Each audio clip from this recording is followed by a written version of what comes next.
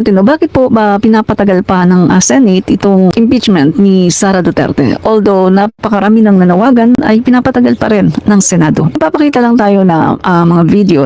Ito po ay mga video nagain ng impeachment kay VP Sara Duterte. Okay. Kabataang Kristiyano ako at nag-file ako ng impeachment campaign laban kay VP Sara Duterte. Ako ay martial law survivor at nag-file ako ng impeachment laban kay VP Sara Duterte. Maralita ako at nag-file ako ng impeachment laban kay VP Sara Duterte. Ako ay newly retired government employee. Ako ay nag-file ng impeachment laban kay VP Sara Duterte. Assalamualaikum. Moro ako at nag-file ako ng impeachment laban kay VP Sara Duterte. Councilman ako at nag-file ako ng impeachment laban kay VP Sara Duterte. Tomasino ako at nag-file ako ng impeachment laban kay VP Sara Duterte. Driver ako at nag-file ako ng impeachment laban kay VP Sara Duterte. SK ako at nag-file ako ng impeachment laban kay VP Sara Duterte. Historical advocate ako at nag-file ako ng impeachment laban kay Vice President Sara Duterte. Mamamahayag ako at nag-file ako ng impeachment laban kay VP Sara Duterte. Kabataang abogado ako at nag-file ako ng impeachment complaint kay Sara Duterte. Sara Duterte.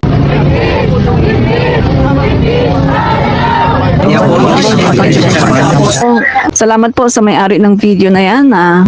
Hiniram lang po natin, no?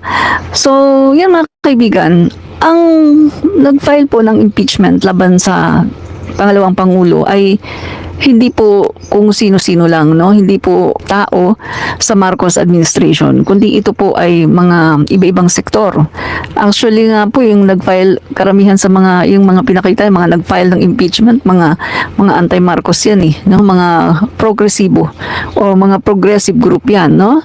So, sila po yung mga talagang nag-file dyan. I think ayan yata yung una yung unang impeachment na na-file. Sila yan, no? Marami po yan sila, mga kaibigan. At meron din po hindi na napakita yung mga kaparian, mga kaibigan, mga madre.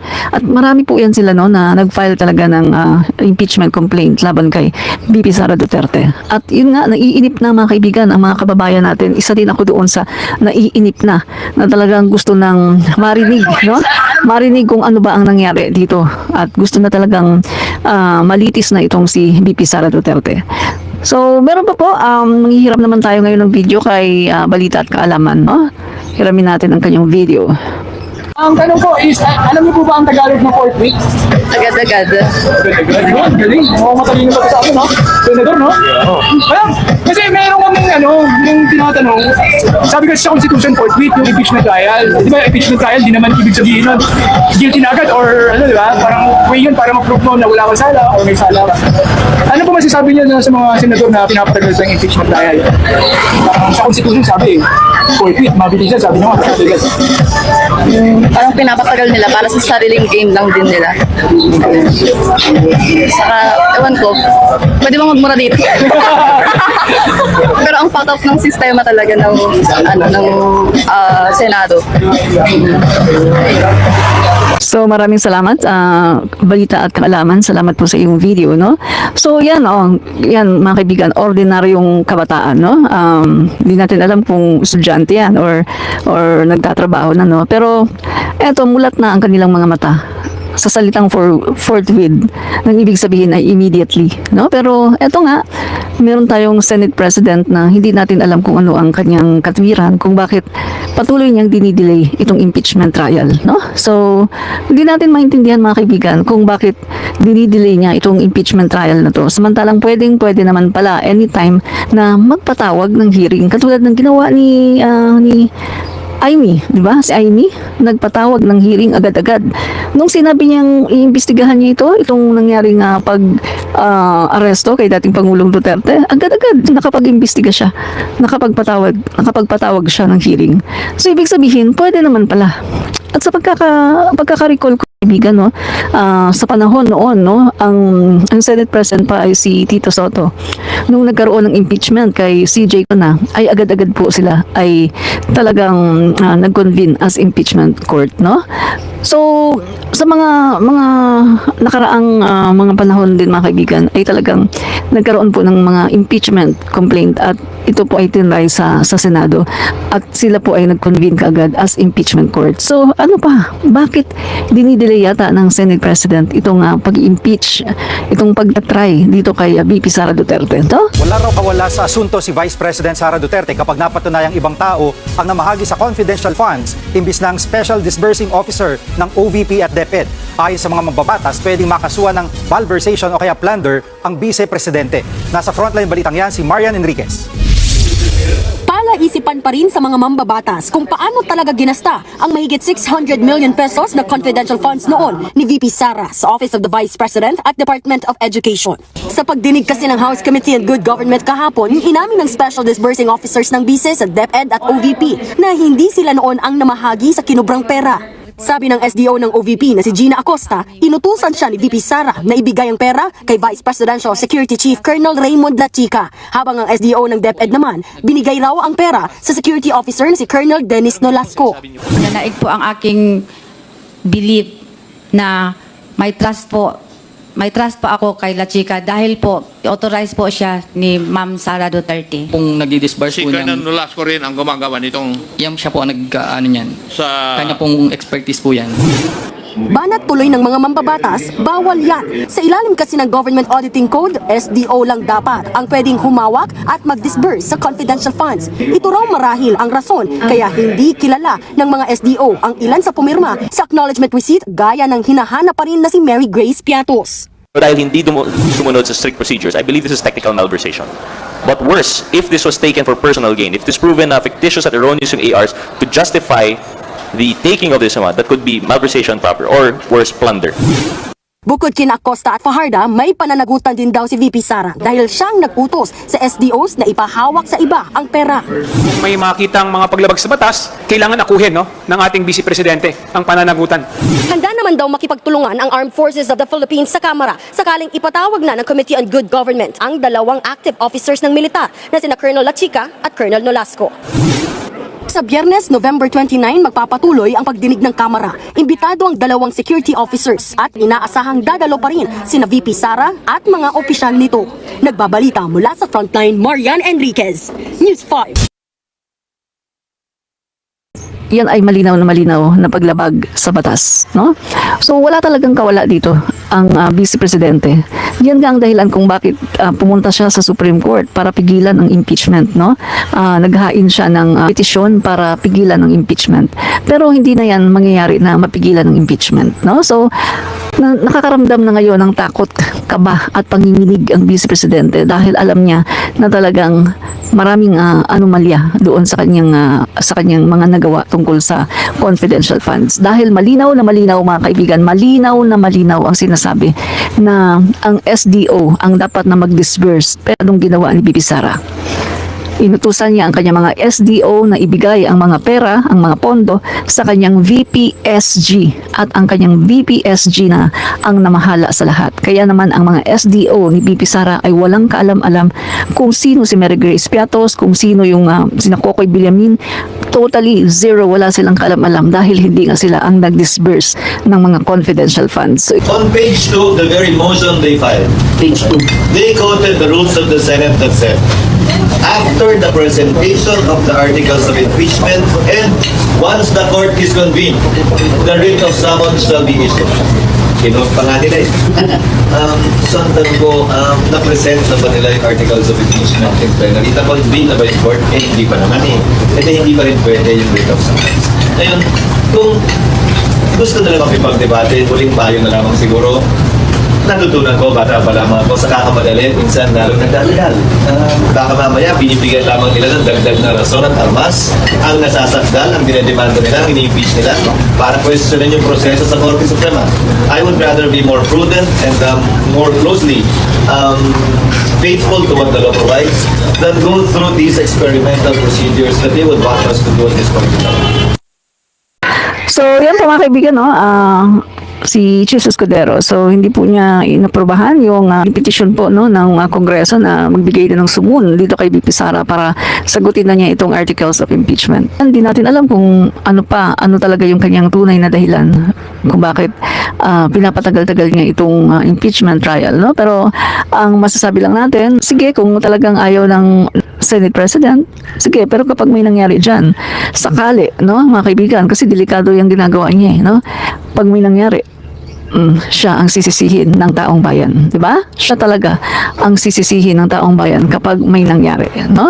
I, Sara Zimmerman Duterte, do solemnly swear that I will faithfully and conscientiously fulfill my duties as Vice President of the Philippines. She may not like my answer. She may not like how I answer, but I am answering. You swear to tell the truth, the whole truth, and nothing but the truth in this inquiry, so help you God. Yes. Pag pinatay ako, patayin mo si BBM, si Lisa Araneta, at si Marty Romales. No joke. Imagine myself cutting his head.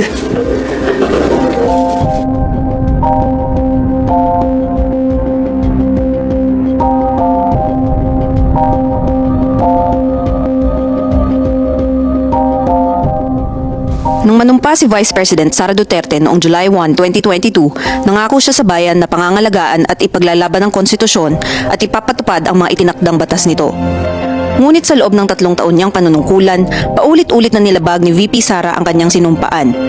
Kung kaya't siya ay na-impeach sa ilalim ng mga sumusunod na batayan: culpable violation of the Constitution, betrayal of public trust, graft and corruption, at other high crimes. Ang mga paglabag na ito ay patunay lamang na siya ay hindi angkop manungkulan sa gobyerno at nararapat na maalis sa pwesto sa pamamagitan ng impeachment. Ano nga ba ang nilalaman ng Article 1 ng Verified Complaint for Impeachment laban sa pangalawang Pangulo?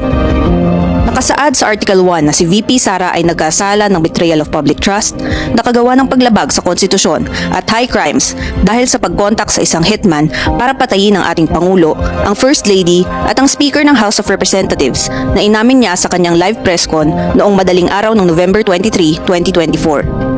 Huwag ka mag-alala, ma'am, sa security ko. Kasi may kinausap na ako na tao. Sinabi ko sa kanya, kapag pinatay ako, patayin mo si BBM, si Lisa Araneta, at si Marty Romales. No joke. No joke. Nagdilin na ako, ma'am. Pag namatay ako, sabi ko, huwag ka tumigil na hanggang hindi mo mapatay sila. And then he said yes. Ang nasabing press con ni VP Sara ay ginanap sa loob ng detention room ng kanyang Chief of Staff na si Attorney Zulaika Lopez na nakadetain sa House of Representatives matapos itong ma-cite in contempt ng Committee on Good Government and Public Accountability. Ilang araw na naglagi si VP Sara sa House Complex, bagamat ilang ulit siyang pinakiusapan na umuwi na lamang para na rin sa kanyang seguridad. Inulit niya at kinumpirma uli ang banta sa isang media interview makalipas ang ilang araw. I already asked a person to take revenge against 3 individuals. May naunang pahayag din si VP Sara na nagsasabing nais niyang putulin ang ulo ni Pangulong Bongbong Marcos. Gusto ko tanggalin yung ulo niya ba? Imagine myself cutting his head. Isang matinding international embarrassment ang dulot sa bansa ng ibalita ng mga international news organizations ang ginawang pagmumura at pag-amin ni VP Sara ng planong pagpapapatay sa Pangulo sa kanyang live press con. Ninyong lahat, Martin Romualdez, Lisa Marcos, Bongbong Marcos. Kabilang dito ang CNN, CBS News, Reuters, Al Jazeera, Hindustan Times, at Bangkok Post. Ang mga mapaghamong pahayag na binitawan ni VP Sara bilang pangalawang pinakamataas na opisyal ng bansa ay malinaw na act of terrorism at pag-uudyok ng sedisyon. Ang lahat ng mga paglabag na nabanggit sa Article 1 ng Verified Complaint for Impeachment ay malinaw na patunay ng betrayal of public trust, culpable violation of the Constitution, at other high crimes ni VP Sara.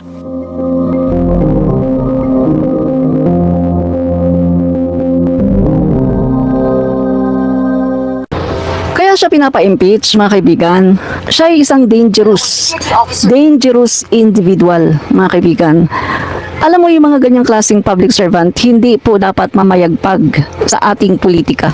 Napaka-dangerous ng ganyang klaseng tao, ganyang klaseng politiko. Kasi mga guys, kaya niyang gawin lahat to the point na magpatsugi siya ng mga tao. At ito sobrang grabe talaga yan kasi hindi lang basta-basta tao ang pinapatsugi niya, kundi ang Pangulo ng Pilipinas, ang First Lady, at ang Speaker of the House. Kung kaya nga niyang gawin yan sa Pangulo mismo ng Pilipinas, bantaan, diba? Online, kitang-kita ng buong mundo. Aba, paano na tayo? Paano na tayo ng mga maliliit na mga Pilipino? Alam niyo, kapag naging Pangulo ang isang ganyang klaseng tao, kawawa tayong lahat. Kung naging kawawa ang mga Pilipino sa panahon ng tatay niya, mas magiging kawawa tayo sa panahon ng babae na yan. Kapag yan ay naging Pangulo ng Pilipinas, mas magiging kawawa tayo. Kasi at least yung tatay niya medyo marunong magpigil, di ba? Pero ito, ibang klase ito. Mas worse ito, guys. Worse yan. Yung babae na yan, mas worse yan. Masahol pa yan sa diktador. Masahol pa. Kaya eto ang ginagawa natin ngayon, nakikita ng taong bayan yung mga ginawa niya. Lahat-lahat nakikita yan. Kaya po merong mga grupo ng mga tao na nag-file ng impeachment para siya ay tanggalin sa pwesto. Kaya hindi po ito pamumulitika. Napakaraming nakita. Lalong-lalo na yung ginawa niya tungkol sa confidential funds. Naglalabasan yung mga ebidensya. Kita nyo naman, no? SDO niya. Yung SDO niya umamin mismo na hindi sila ang nag-disburse ng pera, na sinabi ni VP Sara, ibigay nyo yan sa BPSG. Sino ba yung BPSG? Yan yung kanyang guard. Kung sa Pangulo, PSG, Presidential Guard, sa kanya naman BPSG. Security, kumbaga, security niya, mga bodyguards. Bodyguard, gagawin mong tagapag-disburse ng pera. Guys, bawal yan sa batas. So doon pa lang mga kaibigan, malinaw na sa sikat ng araw na mayroong pagkakasala si VP Sara. Sobrang linaw, mas malinaw pa sa sikat ng araw ang kanyang pagkakamali. Kita nyo, naglalabasan. Guys, ang dami, no? Mga pangalan na naglalabasan. Talagang tayo ay, kumbaga, pinagluloko talaga tayo ng taong to, no? Sa patuloy na paghimok ng Kamara sa Senado ng agarang impeachment trial laban kay Vice Presidente Sara Duterte, tila naiinip na ang iba nating mga kababayan sa tagalumano na pag-usad sa impeachment proceedings. Sa katunayan nga, ilang residente ang pabor at nananawagan ng agarang paglilitis. Katotohanan lang sana. Para lumabas lang yung katotohanan kung saan dinala yung pera ng kaban ng yaman. O yung para malaman ka ng taong bayan kung ano na talaga nangyari sa pera. Hindi siya umaharap sa Kongreso, di ba? So, dapat umarap siya, harapin niya yung tinatanong sa kanya. Questionable na yung mga nangyayari so far. Kasi nasasayang din po yung oras eh. Lalo na naghihirap yung bansa natin. Dapat managot. Iyan ang iisang ipinupunto ng karamihan sa kung bakit pabor sila sa impeachment. Pakinggan naman raw ang masa at huwag nang hayaan na magkaroon pa ng hokus-pokus dahil sa haba ng panahon na nakalaan para sa kanila. Mababatid na si VP Sara ay nahaharap sa ilang alegasyon batay sa itinulak na ika-4 na impeachment complaint ng humigit kumulang 2/3 ng Kamara. Una na riyan ang conspiracy para ipapatay si Pangulong Ferdinand R. Marcos Jr., First Lady Liza Araneta Marcos at si House Speaker Martin Romualdez. At ang umano'y malversation ng higit 600 milyong piso ng confidential funds, bribery at korupsyon sa Department of Education o DepEd. Gayun din ang hindi maipaliwanag na yaman at hindi pag-disclose ng bise sa kanyang assets. Pati na ang involvement umano nito sa extrajudicial killings at destabilisasyon, insurrection at public disorder.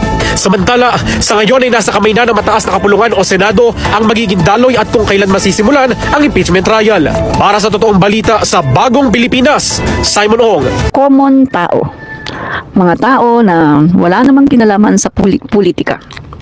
Sumisigaw. Impeach. I-impeach na. I-try na siya. Umpisahan na ang impeachment trial. Gustong makita ng mga tao ano ba ang totoo.